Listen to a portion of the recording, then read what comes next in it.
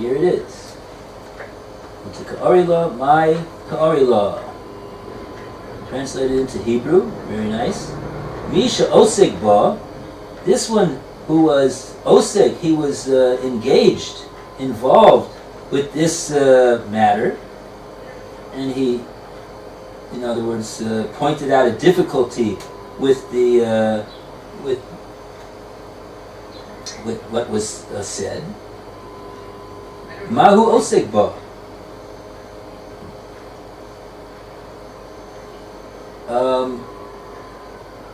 How interesting. How does it happen that he became involved with this? That's the literal translation of this expression. The one who pointed out a difficulty. Well, the literal translation, Ari means to be involved in something.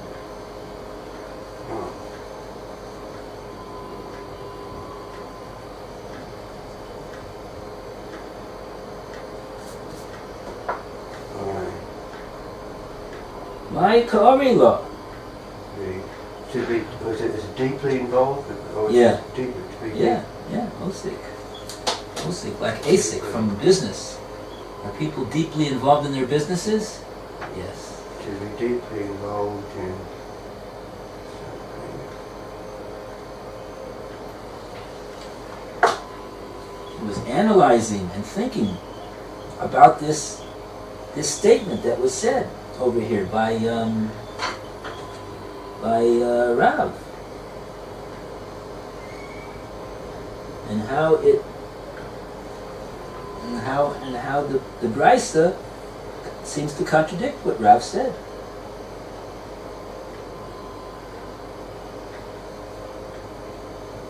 So Ori means to be osek.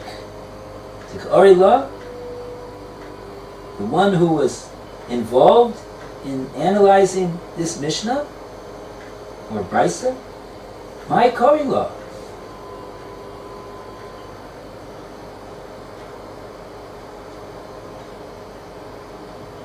How did he become? How was it?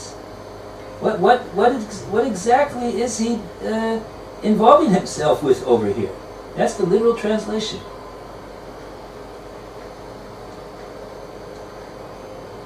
Ari means involvement, deep involvement. The one who was involved with it, what is he involving himself in over here?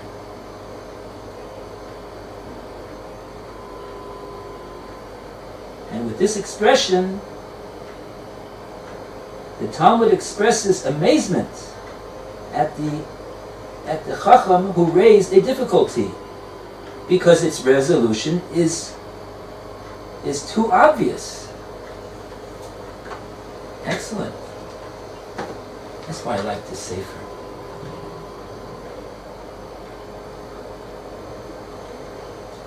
It's just a wonderful sefer.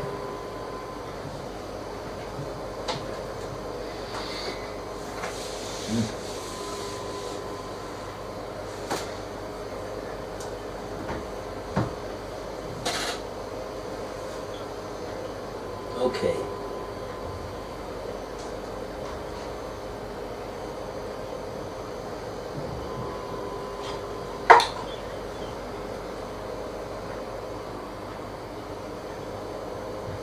Okay, so we mentioned this before.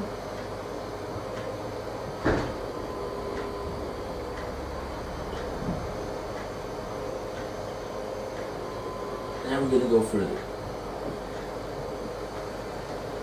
We're going to go up to Toshma.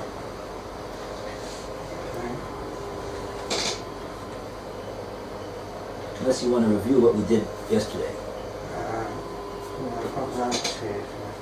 Yeah, we'll go forward. Toshma. Yeah. Hivnis Shoro Lechatzer Ba'al Habayis Shoro Rishos. Number one, if one brought his ox into a homeowner's courtyard without permission, the achal chitin and the ox ate the wheat from the landlord. The his riz umace and developed diarrhea and died. The hitris.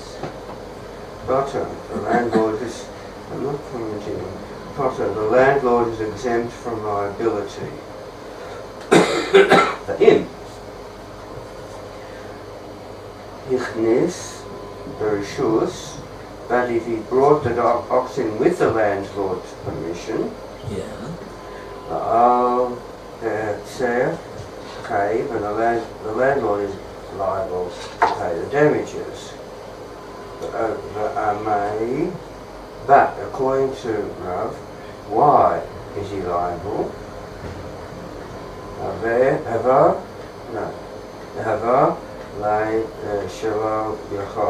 The ox should not have eaten. Right.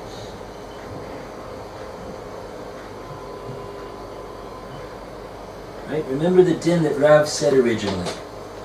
Let's just refresh our memory so that we can appreciate the kasha that the Gemora is asking here on Rav. Rav is bringing a kasha on Rav. Toshma, come in here, literally, which means come in here, a source from a Tanaic source, which refutes Rav. That's what Toshma is all about. You should really look it up here in Rabbi Frank, but we're going to leave it at that for the while.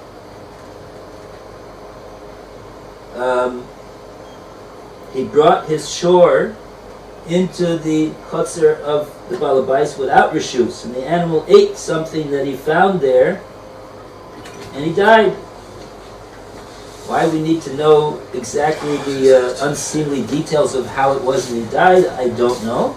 Maybe Tosfos will also answer that question for us, just like he answered the other seemingly extraneous piece of information that the Brisa brought us, that the lady came in to grind her chitim.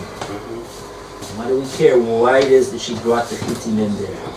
Why do we care how it was that the animal was injured? Main point is that the animal ate the chitim and it died.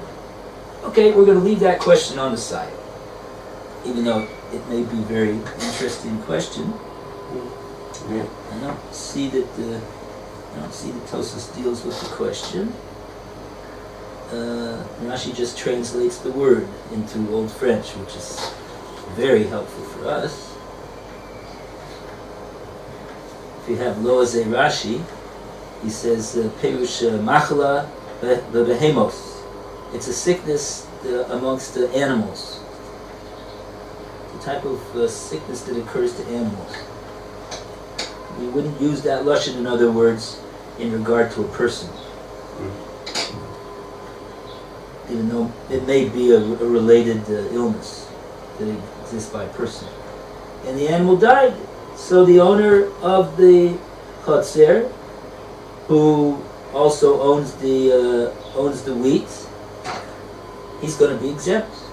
But if the guy came in, brought his animal in with reshus, and the same thing happened, then the owner of the chutzner will be liable. That's what it says in the Brisa. The Gemora takes that din that he's going to be liable and says, Amai, why should he be liable? According to Rav, we should be able to say over there, Havalei Shelo Yochal. It was incumbent upon the animal to exercise discretion, I'm being facetious, on the owner of the animal that brought in the animal to exercise judgment and not allow his animal to eat this stuff.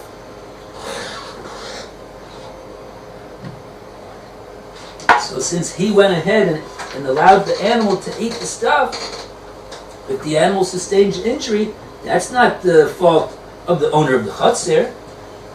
That was the judgment of the owner of the animal. So the owner of the animal can't claim any damages from the owner of the chutzner, who owns the wheat. That's what we would say according to Rav. But we see that the Brisa says not like that. We see that the Brisa says that the owner of the chutzner is liable.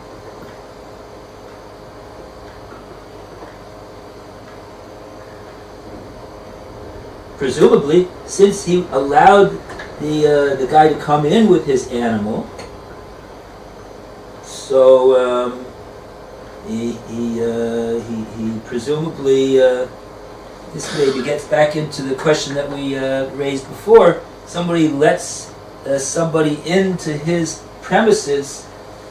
Does he also impliedly obligate himself to guard that person's physical safety from suffering any damage? And if the person is damaged in the domain of the person, the owner of the premises, the owner of the premises will be liable for that damage because he has an obligation to guard him.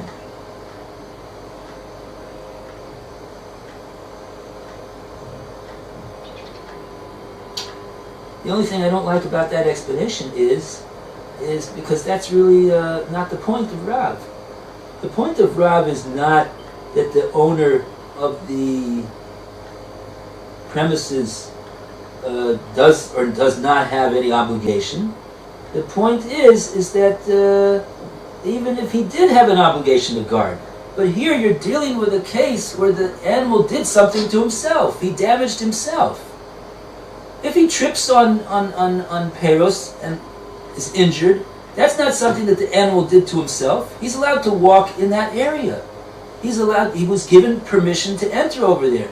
If he goes ahead and eats something, and he eats it, that's already something that he should have exercised caution in that matter. According to Rav. So even if the person owed an obligation of shmirah to the person and his animal, he wouldn't be liable.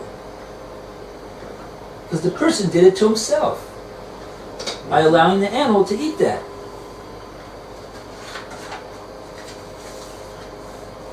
Okay.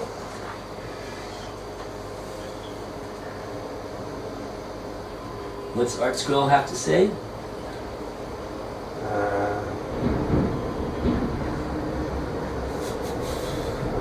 don't have to say anything. Okay. Just brought it in an unanimous courtyard without permission, and the ox ate the landlord's fleet, developed diarrhea and died. The landlord is exempt from liability. Then he brought the ox in with the permission of the landlord. The landlord is liable to pay the damages, but according to Rav, why is he liable? The ox should not have eaten. And then it says, Omar Rava, Rava said. Let's read what Rava says. Rava's giving an answer to deflect the kasha on Rav. Right. Yershus Eshara, Yershus Koromis. Do you compare the Brace's case where the ox was brought in with permission to Rav's case where the animal was brought in without permission? And the it's not really a statement; it's really a question. Yes. Yeah. Karamis, you're comparing and pitting the Brisa against the case of the Mishnah. And the comments that these cases are not analogous at all. Bishus, when the ox was brought in with the landlord's permission. Shemiras, Shara, Kobel, Alav. The landlord accepted upon himself the responsibility of guarding the other fellow's ox, because he's a custodian, and therefore he's liable to pay. Afilu Chonek is Atzmo. Really? And even if the ox choked itself, even if the ox choked itself. What's that have to do with the duty of the owner of the chutzner to guard against? How could he prevent that? Sure. slap the ox on the back. Well, he should have performed CPR to the ox, Yep. and he didn't do it. Rav, however, ruled that when one merely placed produce in the fellow's domain without permission, so that he did not assume custodial responsibility for the landlord's animal, if the animal eats it and dies, he can claim that it should not have eaten. Mm-hmm. So according to Rava, the din of Rav only exists.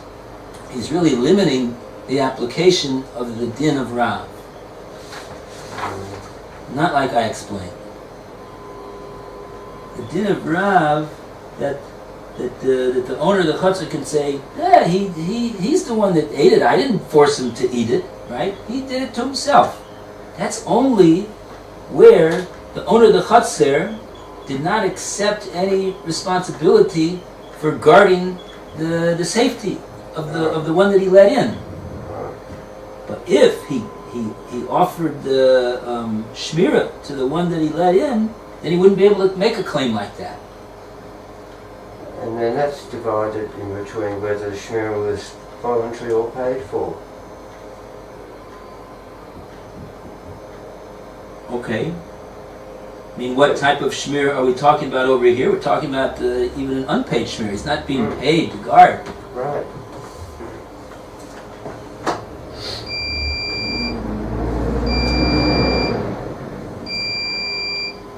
There's a Rashi over here. Heicha de kabil alei netirusa. Well, maybe that's further on.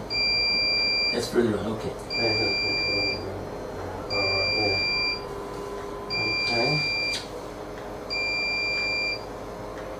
Wow.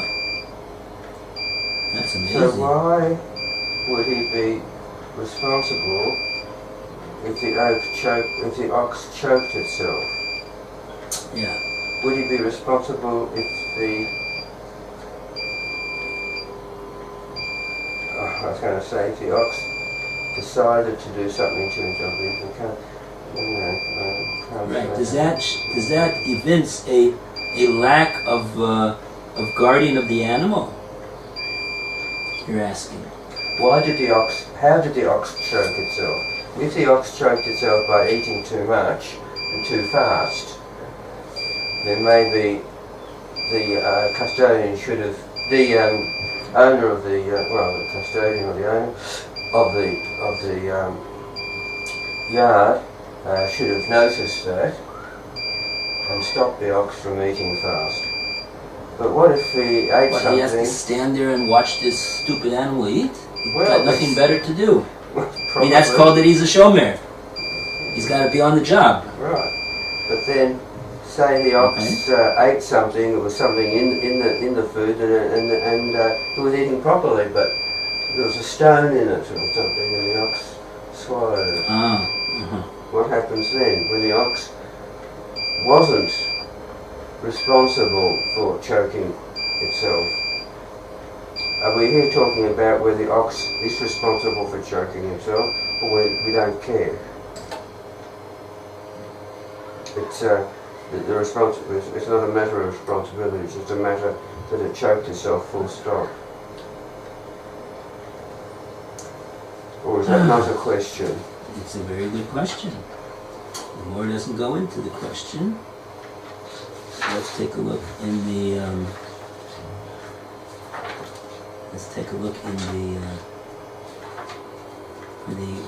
commentary of the commentators. Maybe the commentators have something to say about this, point that you've raised. 27. Oh, see note 13. I'll have a look at note 13 and see what happens there.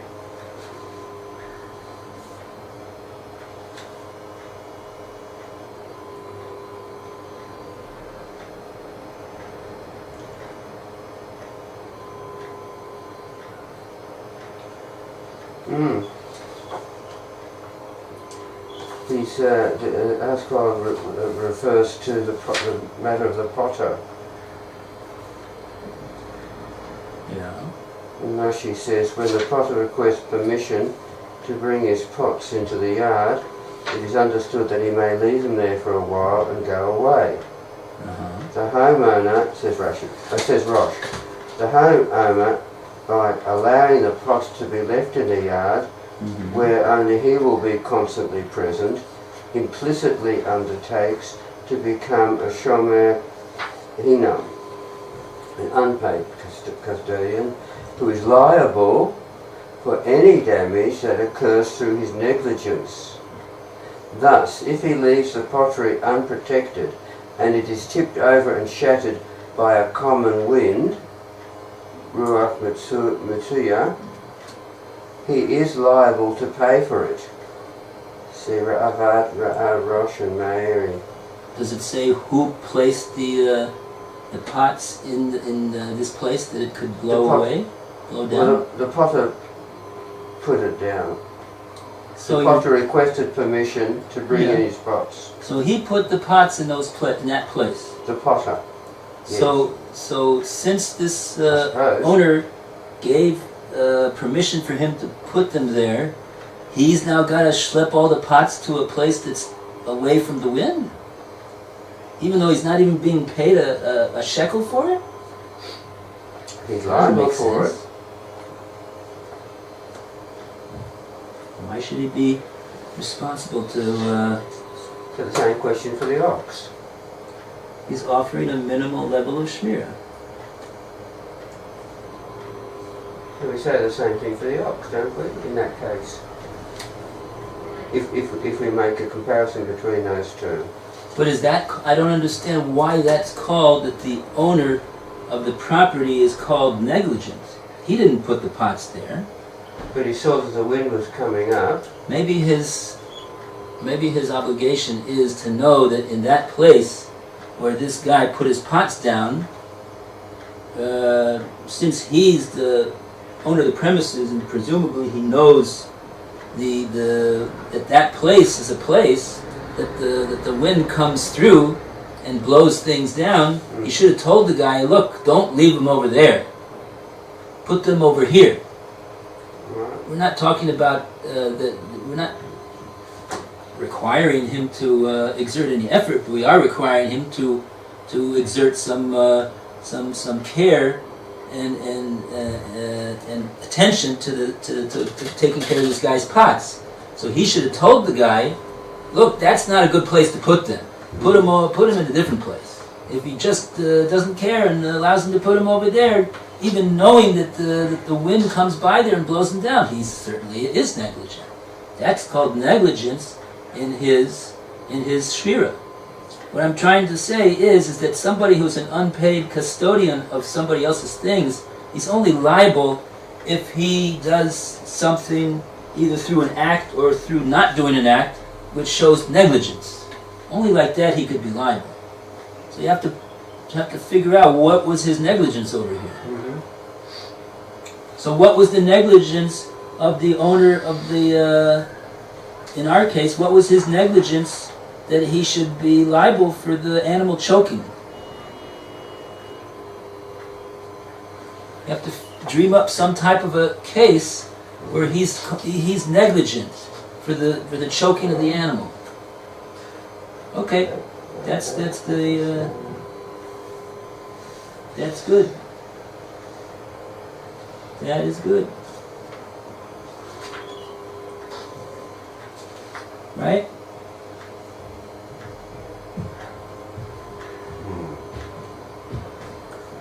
And Josephus is not on the ball here.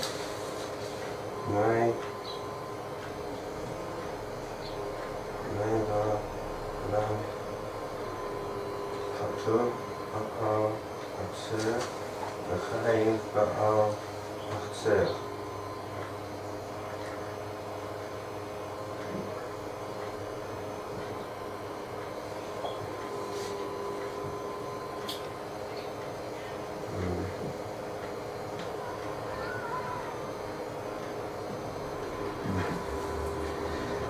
So, I don't know the answers to those questions, or that question, or that idea, so we continue. I mean, that's the answer. In other words, all you have to do is just use a little, use the noodle a little bit and dream up a case of how it is that he could be negligent in such a case. But that definitely has to be that is the answer. We're not going to make him liable if he was not negligent at all. Such a type of a shomer is not is only liable if he's negligent. That's what they're pointing out over there in the art scroll, the comparison to the case of the pots. That we only say that the owner of the premises is liable if he was negligent in his obligation of shmira.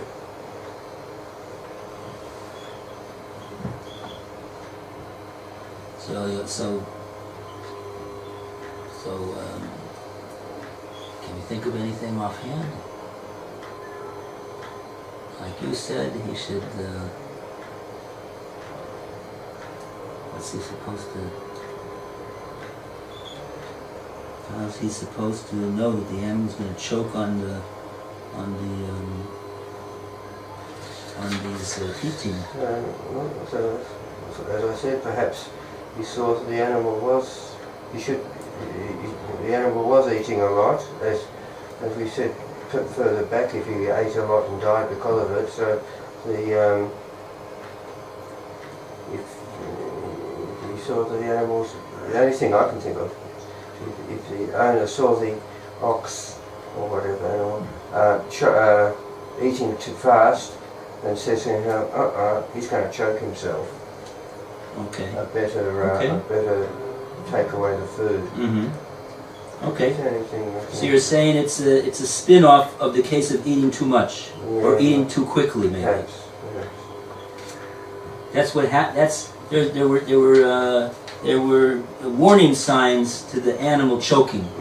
That the owner of the premises, since he does have a responsibility to guard the welfare of the ones that he let into his place with permission, he's got to exercise in their regard. And he didn't do so, so he's going to be responsible. And that's not a kasha on Rav, says Rav, because Rav was talking about a case where the owner of the premises had no duty of responsibility of shmira. Why? Because the guy came in without permission. Right? That's the case that Rav spoke about. The guy came in.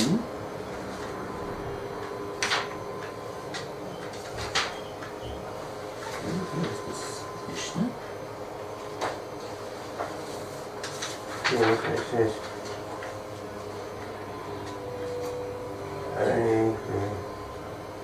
Hiknis Peirosov, Lechotze Balabais, Shelo Brishus, Chaltan Behemto, Shel Balabais, Potter. In Husko Behem Balaperos Chayev. It's interesting because it's really the other way around. What we're talking about. We're talking about the fact that we're not talking about the liability of the owner.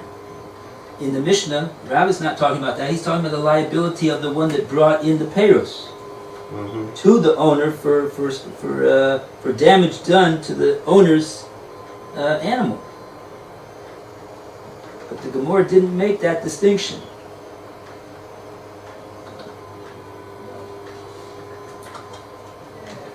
You hear, Roy? Yeah, talking about the produce owner, or the cow, or the produce owner. Yeah. In Rav's case, yes, the produce, we brought the produce in. So in other words, the Gemora is making a hashva. The Gemora is equating.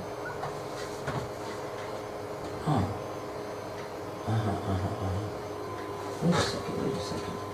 Wait a minute. There's something that I don't like over here. Roy, there's something that I don't like.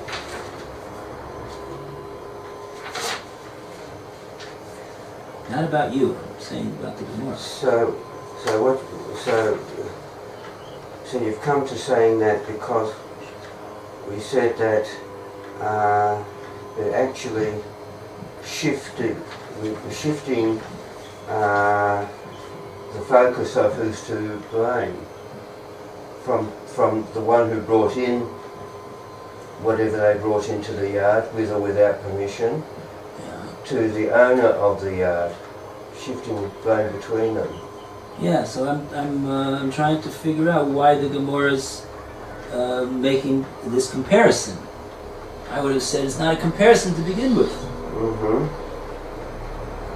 Rav's talking about the fact that even though the owner of the Peiros, how does Rav say? So maybe Rav is talking about the situation, rather than who caused the situation. Okay.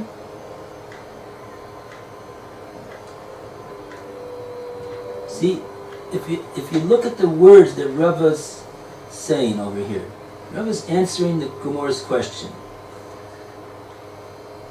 Gemora is saying that Rav is saying, in fact, that the Gemora's question is not difficult because it's making an unfair comparison. That exactly is what Rav's answer is. Bereshus, Ashalo, Bereshus, Karamis. You're asking a question over here. Karamis means you're asking a question. You're asking a question on Rav, based upon the way Rav explained the Mishnah. From where? From this Brisa. Well, says Rava, these two cases are incomparable. Why are they incomparable? Explains Rava. They're incomparable because this case is the case of Rishus, and this case is a case of Shelo Rishus. Now, which is which over here? I didn't give sufficient detail, attention to this detail over here. Which case is called the case of Rishus?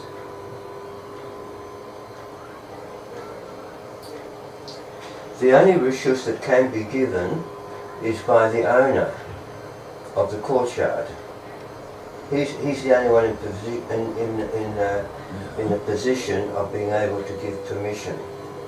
Okay, right. So the case of the Brisa, where he's liable,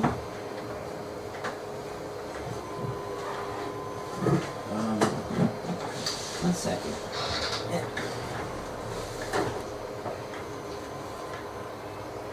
It's true what you say. So liability then is a relative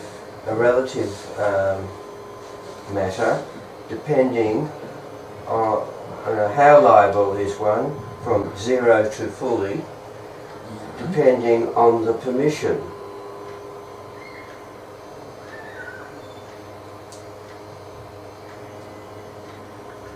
So, in the case of the Brisa, the owner of the premises gave permission, or did he not? Depends which. Okay, so the case that we're asking on is the case where he was given, he gave permission to the person to bring in his animal. All right. In hiknes b'rishus, this is also part of the words of the Brisa. If the owner of the premises gave permission to the guy to bring his animal into the chotzer, and the animal ate and died, chayev. Baal chotzer is chayev. Baal chotzer is chayev. Okay. But that's according to the Brisa. Right. But not according to Rav. Oh, well, Rav is questioning this. Yeah, now according to Rav, the Gemora reasons that he would be putter.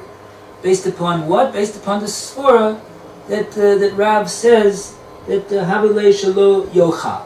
Right, he should not have eaten. There's a svara of Havilei Shelo Yochal. He shouldn't have eaten. But Rava, so according to that svora, the Gemora reasoned that Rav would hold that in this case of the Brisa, the din would be that the owner of the premises would be exempt. Right? Even though he allowed the person to bring in his animal with permission, but since the animal did it to himself, then the owner of the premises is exempt from liability. That's what the Gemora says you see from this Brisa. And Rav would say, the Brisa would say that the owner is liable over here. But the Gemora Tainas that Rav would say that the owner would be exempt, because the owner would have a taina that you were not supposed to allow the animal to eat that. Havilei shelo yochal.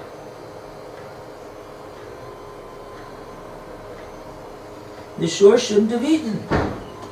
That's the spora of Rav, and in the case of the Mishnah, that's the way Rav explained the din in the Mishnah. When the owner gives permission,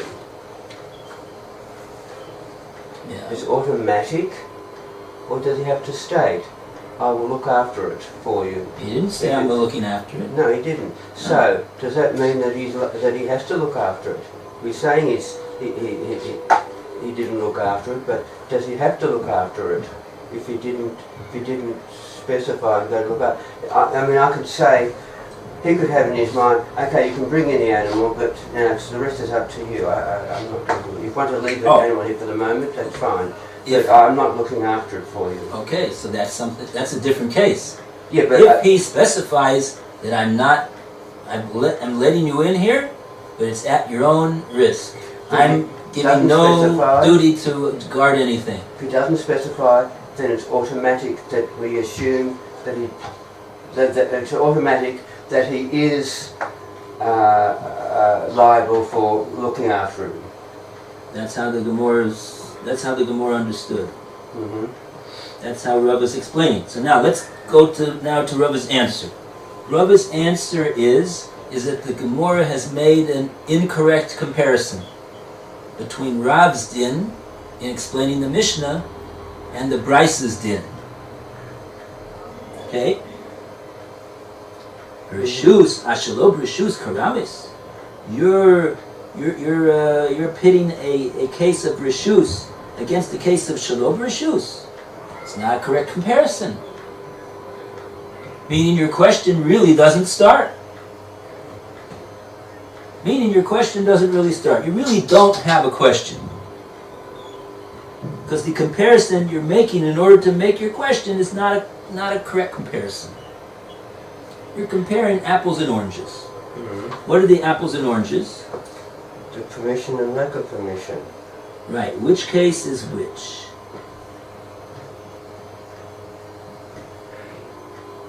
Which case is which? I don't quite what you mean in that. In the Mishnah. In the Mishnah. Which is the case? We have a Mishnah and we have a Brisa. Yeah, so in the Mishnah, I suppose it was with came in without permission. The Brisa, I've got here the following Brisa: if one brought his ox to the homeowner's courtyard without permission, right, and then and then the other part, if he did. So one part of the Brisa is comparing itself with another part of the same Brisa. No, that's not the comparison. No, but here it's not comparing one. It's presenting two scenarios. Right, but the comparison is from the second case of the Brisa, which is talking about a case where permission was given to bring in his animal. It's comparing it with. So that's called the case of Rishus. All right.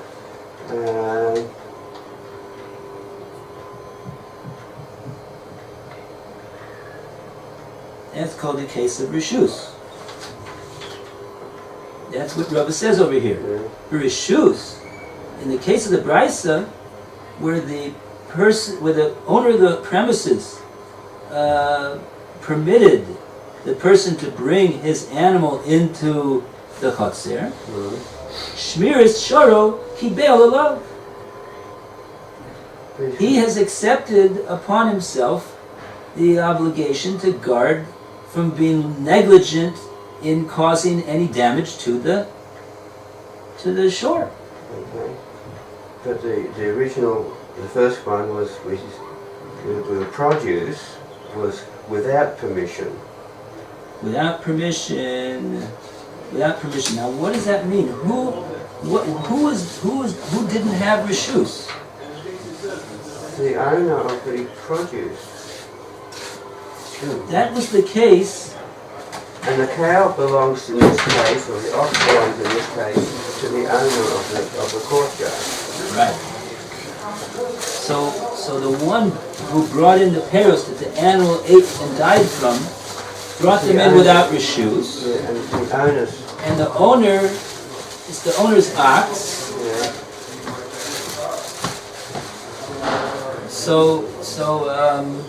And in this case, it's the ox that was brought in, is that right? The landlord accepted to guarding the other fellow's ox. Yeah. So in this case, the ox belongs now to the person who brought it in, not to the other. And the produce is switched. Right. Very different case.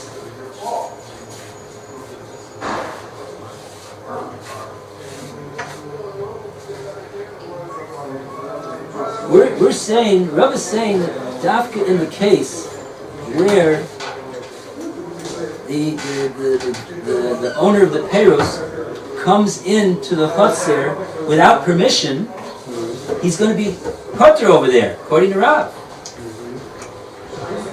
Why? Because it's counterintuitive. You might think to say, oh, well, he came in without permission, so let's throw the book at him. Let's make him liable for the damages that was caused to the owners of the premises animal. No, Rav says he's potter. Why? The animal did it to himself. The animal did it to himself. The animal did it to himself. Why didn't the animal do it to himself also here in the case of the Brisa, says the Gemora? He also did it to himself. What's the difference? Why doesn't Rav pipe up over there and say, yeah, he should be potter? Brisa says no.